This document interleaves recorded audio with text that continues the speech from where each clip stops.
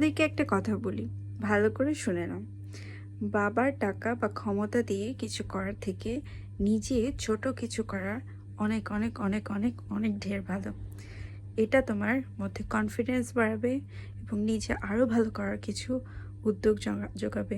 আর কারোর মাধ্যমে কিছু করে তুমি নিজেকে কখনো যাচাই করতে পারবে না এবং তুমি সবসময় অন্যের উপর নির্ভরশীল হয়ে পড়বে।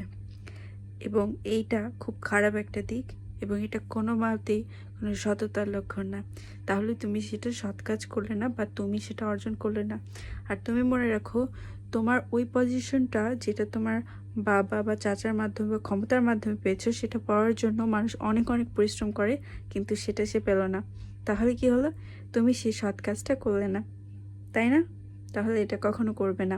সবসময় নিজের চেষ্টায় ছোট কিছু করাও অনেক অনেক গর্বের, অনেক অনেক ভালো। ধন্যবাদ।